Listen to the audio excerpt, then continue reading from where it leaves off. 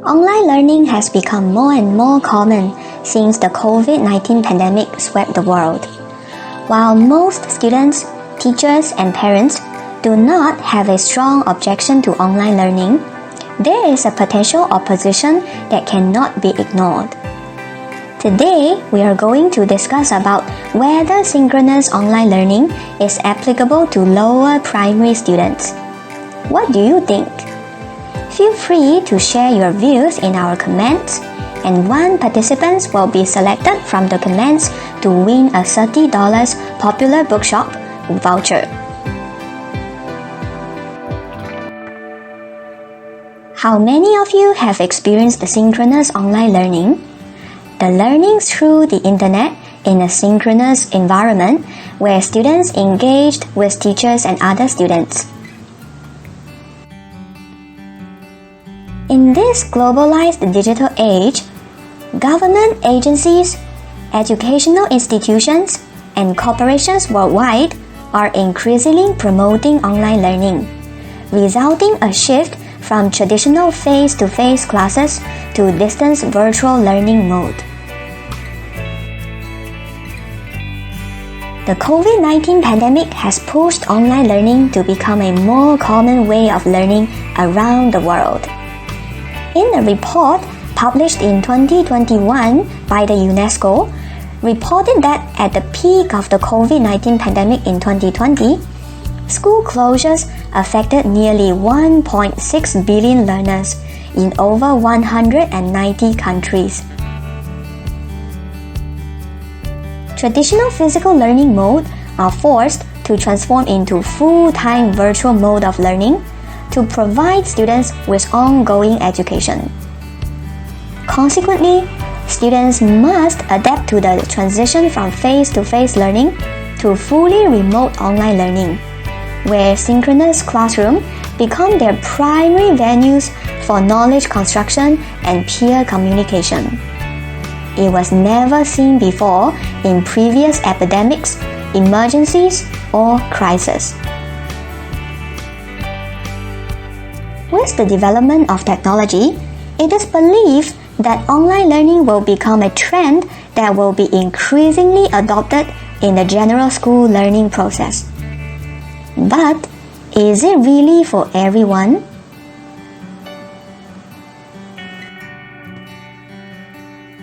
When schools shut down in the past 2 years, all students, including lower primary children, had to do online learning during the pandemic. If you happen to be watching this video with your lovely little child right now, you probably cannot help but chuckle at your child and say, "Oh my goodness, online learning? Can you even learn anything through online learning?" Trust me, you are not alone. If your child is in the lower primary school stage and has been baptized by online learning in the past 2 years, I'm sure you have a billion complaints that you cannot wait to tell me right now. Lower primary school students using digital technologies to learn online have been heatedly debated among scholars, educators, and policymakers in the past decades. Some scholars insisted that young children should not expose to online learning because online learning cannot really prepare young children socially and emotionally ready for life, and therefore it will bring some harm to their social skills. Well, it's time to refresh your perception now. Technology is developing so fast, and in fact, your worries are not founded in an online classroom setting at all. Conversely, exposure to online learning can even help strengthen children's social skills. It can not only provide a realistic learning environment for children, but also allow students to acquire practical social skills virtually. While you are still worried about your child's social skills, your child may be sitting in front of the computer, talking confidently with a teacher across the screen, or having a rigorous discussion with his classmates right now. the advancement of new communication technologies, synchronous online learning can provide a rich, authentic learning ecology that can facilitate communication and social skills. On top of that, it is also great for children to build a sense of collaboration and interdependence between peers. I can imagine now you may have leaped up and roared, No, the greatest stumbling block in their online learning journey is poor self-regulation.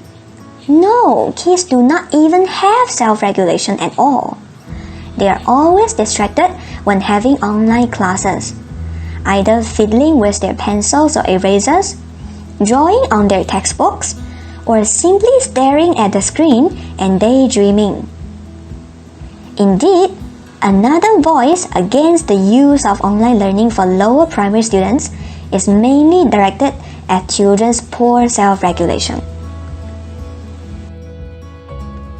But wait, should we really attribute children's distraction in online classes to their poor self-regulation?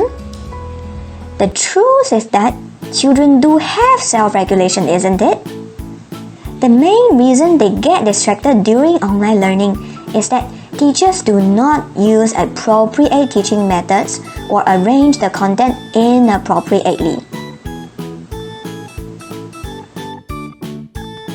Disagree? Alright, let's recall the following scenes. When your child is playing computer games with his friends, when he is watching a YouTube video, or when they are playing with Lego, they are so focused that they don't even hear you calling them for dinner, right? So do you still insist that young children really lack self-regulation? They always show super strong self-regulation in what they are truly interested in and hide it quietly when facing boredom. Similarly, in a lecture room in a university, even adult learners will feel sleepy if the educator keeps using didactic discourse as the main teaching approach, right? Or we can refer to another scenario that you must have experienced before. Let's imagine when you are sitting in a conference room in the process of a long and seemingly endless meeting. You will also pretend to cover your mouth and yawn when the speaker is not facing your direction, correct? The unexpected outbreak of the pandemic gave teachers little time to accommodate online teaching and make themselves ready for it. So, in most online classes, we only see teachers converting learning materials from paper to e-versions while making no adjustment in terms of teaching approaches, which are still predominantly didactic discourse. The result is an awkward situation in which the teacher struggles to act out the content while students drift off in front of the laptop. When teachers adjust their teaching methods, it won't be very difficult to capture students' attention. Actually, in an online classroom setting, there are numerous options available for teachers to employ teaching methods. A video, an animation, and a novel interactive learning platform can all stimulate students' sensory systems and make them more motivated to learn. Now, do you still think your child's distractions in online classes are due to a lack of self-control? I'm sure many of you already lapsed into silence right now, while perhaps a few keeps muttering. Kids do not know anything. They don't know how to use a laptop or iPad, not to mention Zoom, Google Classroom, and all that. When the internet is down, they don't know what to do at all. Well, are you sure about that? In fact, it seems that young kids are always talented at figuring out how to use electronics on their own, without any help or guidance from someone else. With the development of technology, young children are exposed to electronic devices such as smartphones or tablets since they are very young. After touching here and there without a linear guidance from teachers or parents, it's always not a big thing for them to discover the various functions such as how to chat with friends via WhatsApp, how to download a video game, or how to change virtual background images when using Zoom. In a nutshell, I would suggest to all the parents and teachers that please don't cast much doubt on the process and the outcome of applying online learning to lower primary students. Online learning is applicable to them. In this era, where online learning is inevitable, we need to have faith in our children and trust their abilities to learn well online. Children are quick adapters to the fast-changing world, and in the future days, I'm very sure that they will face many other new things that could possibly revamp and reshape their thoughts and actions.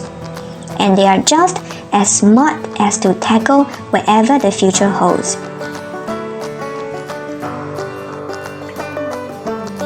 Thanks for watching.